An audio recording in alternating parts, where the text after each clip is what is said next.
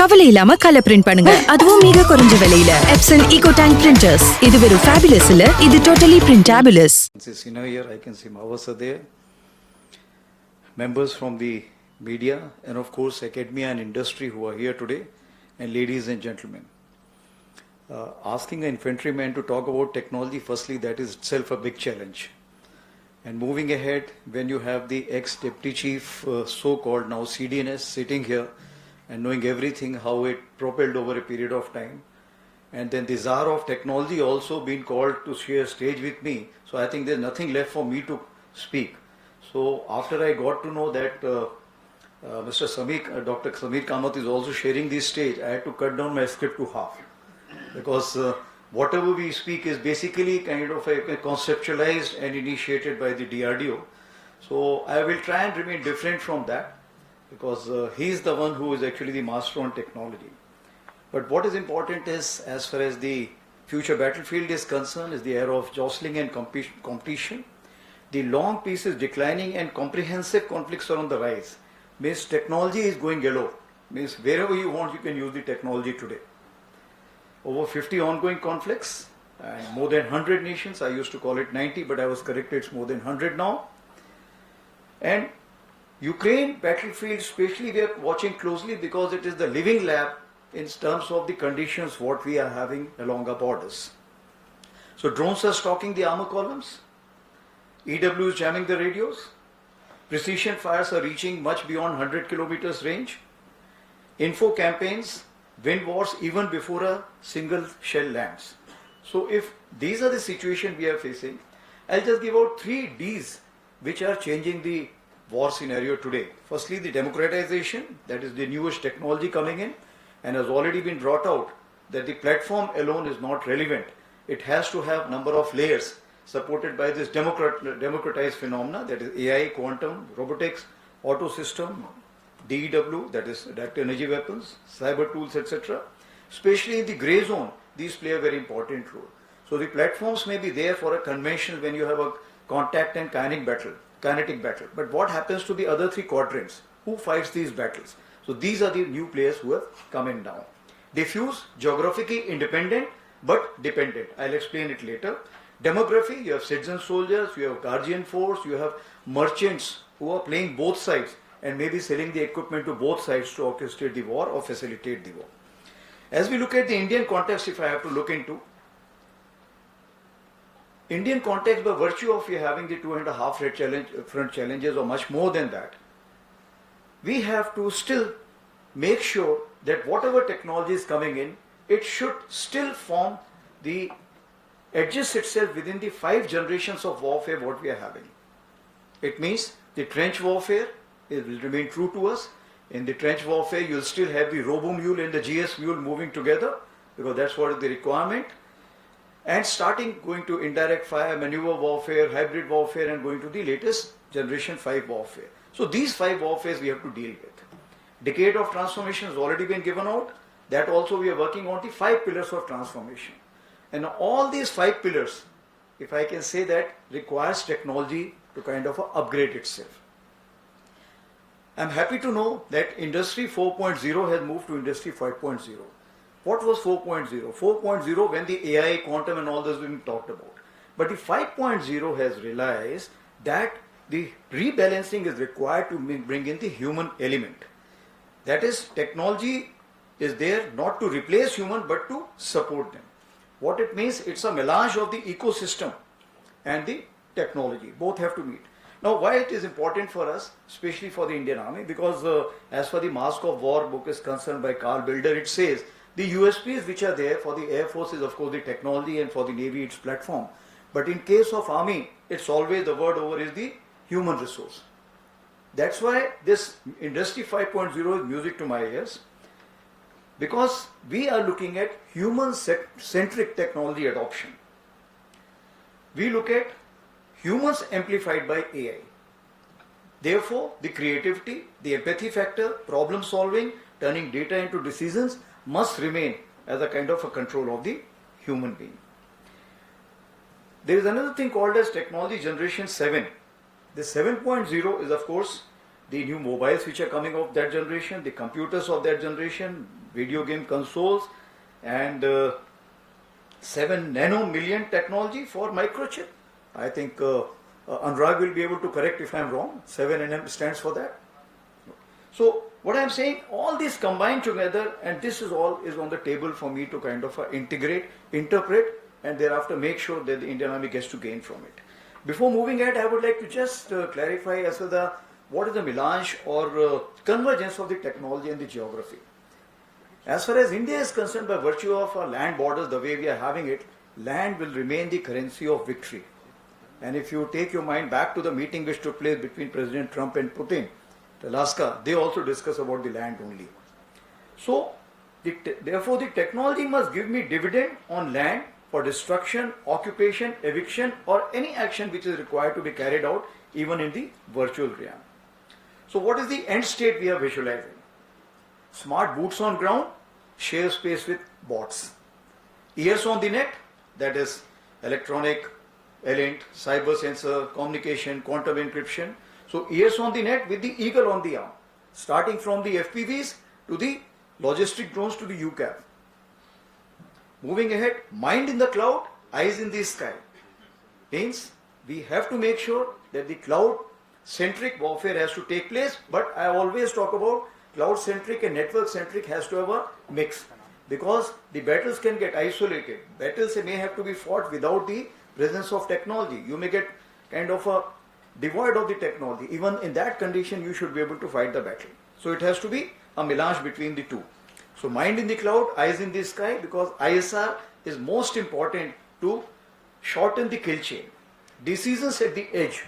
Again, as you are aware that our Honorable Raksha Mantri just inaugurated at Jaisalmer the edge data server.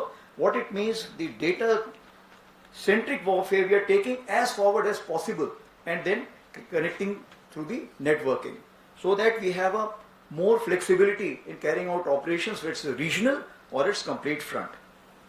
So when we have the decisions at the edge with smart kill chain execution. Now moving ahead, steel with stealth and shield on the wrist. Steel with the stealth, when we talk about basically the signatures which are being given by these larger platforms.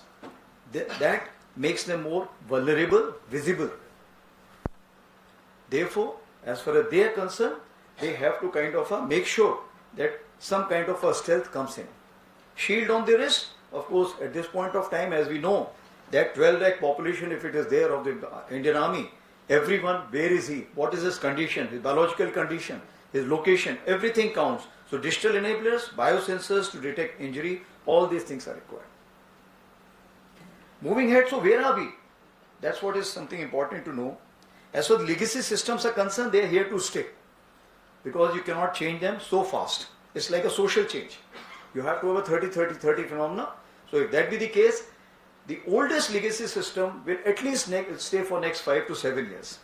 So what it means, that we need to kind of empower it with whatever kitting or modification we can do it. But as for the new platforms are concerned, we have to have patience. The second issue is infrastructure gaps in terms of physical and digital. As we are aware, the network for spectrum has still not seen the day of light completely. It's still a very mature state, but it will take some time. The satellites aspirations which are there with all the three services, that will still take some time to mature. Skill deficit. As far as 2027 is concerned, it is claimed that 2.3 million jobs will be there as far as artificial intelligence related. But the talent will be only half of it, that is 1.2 million talent pool. If that be the case, what it means, that in case the Indian Army needs to outsource its requirement, the cost will be very, very high. Therefore, it is important for us to start today, and from all schools everywhere, we need experts in AI even in Indian Army, because we may not be able to outsource because the demand is going to be high and the talent is going to be low. Cultural resistance, of course, this is something which is important for us to understand. Comfort zone is of the last qualification attained, and that is something which will always remain that way. Procurement process, in this year of reforms, this has been a game changer, and as you are aware, the DPM Defense Procurement Manual has been released this month only, and the defense acquisition procedure, as you are aware, is moving on the fast pace. By December end, we should be able to finalize it, and it should be applicable from the next financial year onwards. This is a very, very encouraging sign. Import dependency, since it's a ratcheting effect and one technology has to counter others, therefore, till the time the R&D base is not enlarged, and R&D base doesn't come in 2 days. If you spend only 100 crores vis-a-vis 1000 crores in pharmaceuticals, that means we need to look into it very deeply, that how are we looking at it. Therefore, critical components will always have to be imported, as I see, for next 4 to 5 years minimum. If that be the case, then import dependency will continue. Cyber and data vulnerability, of course, that's again a ratcheting effect. What happens that it restricts us to share a lot of space which we could have shared in kind of having a collaborative phenomenon. And that is where we are working in silos. It's a challenge for us, but we are trying to open up. As far as the Atmanirbharta is concerned, part of the Jai call given by Prime Minister when he addressed us on 15th of September this year. Jai is basically jointness, A is Atmanirbharta, and I is innovation. And the era has come that we need to have an accelerated innovation phenomena. So we are having IDEX, Make 2, MSME, startups also being given a lot of support system, micro entrepreneurs also being looked at in forward areas. If I can just say that Indian Army as such, if you look at the complete starting from when it came in 2019, approximately 2.1 lakh crore rupees have been committed or invested for R&D and resultant procurement. So this is what is the kind of money which we are putting into it. So it's a major bet, but how it comes, we are not sure. And that's why we have a patience and we are looking at spiral development. So what's the action plan? Firstly, it's a cultural shift which is required. I'll just cover in 5 P's. The first one, of course, the procedures, that is we called as doctrines, TTPs, which we all are well aware. I'll not cover much on this because this is known to all. I'll come straightway to process. As the process is concerned, we have in last 1 year now enabled 16 technology clusters where we have the principal staff officer and director generals nominated with their phone numbers, email, everything given out. So anywhere in the system wants any kind of an idea, we have the Army Design Bureau, his numbers are also there and our numbers are there. We straightway connect to that Lieutenant General and straightway we can take that discussion forward. Of course, Army Design Bureau, ATB is also known. R&D, as I've spoken, for the new technology, the emergency procurement which has been given for year 2025 by Raksha Mantri after our Ops Sindoor 1.0, 70% of the capital procurement is going for the new age technology. As for the patents are concerned, Indian Army is woken up late and about 100 plus patents have now been applied and 1/4 have already been received. And I think there is a requirement for us to move this patent process in a much faster manner. Otherwise, there are so many people who will be able to take on this race, and that is where we need to look into. As for the people is concerned, since I told you that Army is the human-centric, this is something which is a major KRA for me. And for last 3 years, we have been giving a call for the techno commanders and not the only tactical commanders. And Subhato Saha had also come and addressed at that point of time. And what he said, decade of transformation may for the years 2024 and 25, we have the era of technology absorption. So it is towards that.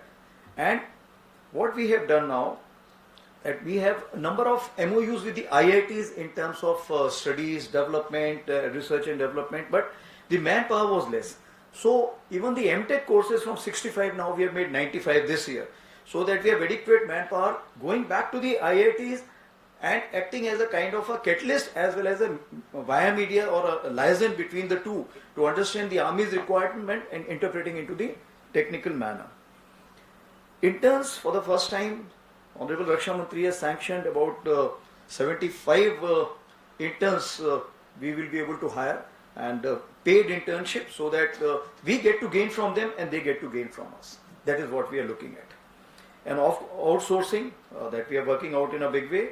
The government and semi-government agencies are coming up and they are empowering the Indian Army like BISAG, MITI and in Ops Sindoor 1.0 also. A lot of, if I can say that, MeitY helped us in a big way by moving those resources in terms of GPUs, etc., which were required to carry out the predictive analysis. As for the humanware is concerned, the NDA entry is being accordingly modified. Yesterday only I had a presentation. We're looking at kind of giving them the BTech degree which is required, not for all, but for those who are required. The technical entry, which is TS entry, that we are now working out well. And AKEC, that is Army Education Corps, has been completely now revamped. And we are now getting direct AI specialists and cyber specialists who are coming. So we are looking at this, that is entry point, and we are also going back to the government for proposing that for 4 to 6 years we should be able to hire the experts as a uniform personnel, and thereafter after the deputation they go back. As of today, Indian Army is giving deputation to a large organizations but not accepting deputation. I think this is the high time that we must look at the other way around also. Peter Drucker had said the best way to predict future is to create it. So for last 1 year, all the war games what we had named it multi-domain operations for the front and with the command side. And since it has to be the future, so we said, okay, 2 years hence. So it was 25, then it is year 27, what are we going to have? So once you have the 2 years future known to you, what happens, it becomes easier for you to absorb that kind of a technology. And as already been brought out, that is okay if the planning is concerned, but this time we have gone a step ahead. We have created the structures so that the market gets to know that what is the kind of a technological requirement. The structures are there, he's already named, like we have Bhairav, we have Shaktiman, we have Ashni, we have Divyastra, Rudra is already there, and we are having many more in the kind of offing. So once the structures are there, the clarity to the market is very clear to the industry and the technology moguls that what is the requirement. And these numbers are also high. We have been giving out the numbers also. Like Bhairav, we are saying, let's say if it's 25, we are saying Divyastra, let's say it's 34, or Shaktiman, we are saying 26. So once the number is known, and we have kept in such a manner that the exact equipping profile we will tell you after 9 months depending on what you can offer me. This is how we are looking at absorption of new technology. When I took over, we also created a futures and technology cell, and this is the cell which has been responsible for all this development. And encouraged with this, we are also looking at futures command, and our track command is working towards that. And once we have futures command, all these things will be able to combine together. So as already been brought out, that how we moving ahead in this field is basically year 26-27 we are declaring as the year of networking and data centricity. We are aligning ourselves with the national missions. The India AI mission we already aligned. We are associated with the space mission, we are associated with the quantum mission, 6G. So everywhere now we are taking a lead and associating ourselves. Somewhere we are the pivotal partners, somewhere we have the Center of Excellence at MCT, the Military College of Telecommunication Engineering at Mao. So that is how we are moving ahead. And to move ahead in phase 1, 3 RDC regional development centers with 128 GPU each, costing 150 crore each, is already been planned and the money has been allocated. So this is how we are looking at where the AI absorption is concerned. And probably if everything goes well, we will be launching digitization 3.0. Honorable Raksha Mantri will be launching it this month or the next month. I'll now just cover 5 critical issues which I look at in terms of AI, data, autonomous system, etc. So the first one is digital in technology. Ekam, AI as a system. This is something which we are launching, which is in-house chatbot Jigyasa and about 15 more items which are part of it. It's a small software which are going to empower us. So this is what we are looking at. Agentic AI in concert with IIT Madras that we are working out. AI in the box. We already carried out the trials, and with the mobile formations, AI in the box will give us the advantage because we have mobile formations so moving ahead. This side of the border, across the border. Therefore, they won't have that kind of a connectivity every point of time. So AI in the box is something which we are looking at. We have tried out. It's been very successful. In fusion system with IIT Delhi is working out. Open source analysis and predictive analysis. In Sindoor 1.0, it helped us. A lot of volunteers came forward inside the country, diaspora, they came forward, they helped us, and if I can say that we could, means we were very much empowered as far as Sindoor 1.0 is concerned. We have learnt our lessons. Therefore, whether it's Sindoor 2.0 or any other battle thereafter, we are looking at in a big way how to harness this initiative. Moving ahead, the second one is autonomous and robotic system and the efficiency enhancers. So if they take on the efficiency enhancers, we are going for a platform change. For example, we have ACCCS, a Shakti software which allows us to control more guns. So what we are going ahead with, we are having a battery with 8 guns instead of 6. We are going with a regiment of 24 guns. So once we change this platform, what happens? We have now the manpower which is looking at the lot ammunition, looking at the UCAVs, UAVs, PSDA, you name a thing which is required, and even US and counter US system. So we have this manpower which is now associated with the same kind of a element to fight together. As far as smart munition and weapons are concerned, precision strike is something which we are looking at, and this is again an efficiency enhancer. We are working in-house and in collaboration. Moving ahead, drones. What more important for us at this point of time is, when we are moving ahead, the number of drones which are there is something phenomenal. At let's say a frontage of 500, we have approximately 10,000 drone equivalent. If that be the number, I think the air defense itself has to have a new definition. Therefore, we are examining closely the air littoral. Air littoral is something where the drones are coming to you. You will have to kind of have your own US and counter US equipment to kind of counter it, because there will be no time to control at the highest level what we are looking at. So we are working on it. We do not have immediate answers, but we should be able to get it after some time. We also stopped the Gokoization of the army-based workshops which was going ahead, because we realized that if you want to carry out the research and development, you have to start at home first. You can't depend on the market completely. So we are initiating the army-based workshops. They helped us in a big way in terms of manufacturing of drones also, and even borrowing the technology from the DRDO. DRDO is now transferring the technology to the market, but we also took those technology, I think it's cryogenic cooler if I remember correctly, and now we are manufacturing it. So we are empowering our own outfits kind of to develop that. Even SDD, Simulator Design Division, which is there, we were about to close it, but now we are again opening it, because we realize that the thinking cap which is required has to be there. The market has to be given clear-cut guidelines. Okay, this is what is our requirement. So these are the agencies which will be able to give out that. As far as drones are concerned, one thing I would like to just bring out, that what we realized, that since the market was phenomenal, the drones which were coming up, they were just coming up in do-it-yourself kind of a drones with a padded cost. So what we have done, you must be aware that now from the div headquarter onwards, everywhere we are manufacturing these drones. Why? So that the drones which are being given to us have a quality. We are also going in for the frequency hopping EW suit also, so that the market understands that these basic drones is something anyone can make it. What is important is the high-end drones which are required, and that is what is the aspiration, expectations from the market which is there. Agentic AI or man-unmanned team, we are looking at adaptive, multi-step and anticipate and executive actions by the agentic AI, that is the man-unmanned team, especially for the armor what we are looking at. The 45 tanks, will it make it to much more, or within the 45 we'll have the less manpower? So these are things we are looking at. Logistic drones and robo-mules I've already talked about. Advanced robotic lab, 1.4 crore has already been allocated, and at this 15th December when we have at home, and some of you would be invited to attend that, probably we'll be having the Indian Army robo displayed there. So as of now, man in the loop for the correct application and ethical decision making is important.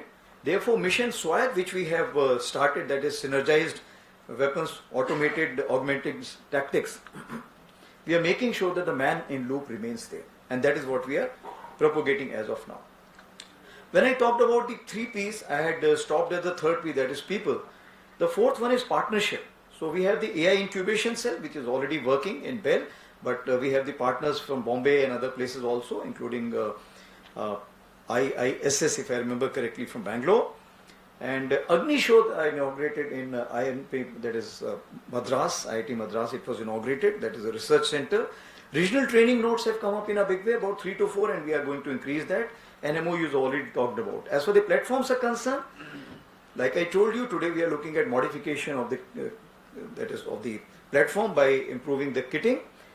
Next, we are looking at new platforms in terms of FRCV, FICV, the light tanks. After that, we'll be looking at a network application that the multi-domain organizations. So these platforms are okay, but this platform alone will not be able to work. The third issue is the connectivity and communication. As you are aware, NFS have already told you, OFC is something laid to a great extent, and since you have the officer from ITBP, he would be aware that we have extended this facility also to the CAPFs, so that after all we have to fight the battle together, so might as well get connected at the early stage. Sambhav, you are aware how it was used to Sindoor 1.0. Now we are going for the phase 2, which will be a much more advanced version. Dedicated satellites has already been launched recently. Quantum infrastructure and 5G India version. The center of excellence is at MCT Mau, and Secure Link, as you are aware, for 500 kilometers was demonstrated with private industry, which was also covered by the Minister of Science and Tech recently. Telemedicine is a big game changer, especially in the Siachen Glacier and other places where the doctors can't reach, but that is something which is required. Fourth one is the advanced manufacturing and material technology. 3D printing, like I told you, as the drones are concerned and so many other resources are concerned. If you have to remain import dependent, then you have to look for the answers. During the time of Op Vijay, that is Kargil also, as you are aware, that we did lot of jugaad, which I have spoken earlier also. In times of upgrading our tanks, we did not have time to send them to Awadhi. So therefore, there was a requirement from that day. I felt that we need a large number of spares which can be produced by us. So we have done that. Of course, now we are looking at 3D of the composite material also. We are working towards that. Besides this, even infrastructure development, whether it's a bunker or it's the accommodation or building or a barrack, that is also being now done through 3D by the Indian Army. Last one is biological and human enhancement technology, biotech, biosuits, high altitude areas, survival techniques we are looking at. Customized rations is being worked out. Research and development is going on towards that. Millets also, we have carried out a detailed study that how it will be required. Accelerated acclimatization. We have done something, but a lot of kind of study is yet to be carried out. But for operational reasons or operational challenges, we will be executing them in case there is a requirement. Variable technology and exoskeleton, you are well aware. As for the human enhancement is concerned in terms of augmented and virtual technology, I say that with IIT Hyderabad recently signed in August 25 one of the MOUs, and simulators for the AR, we have 16 and we are looking approximately 1500 as the target.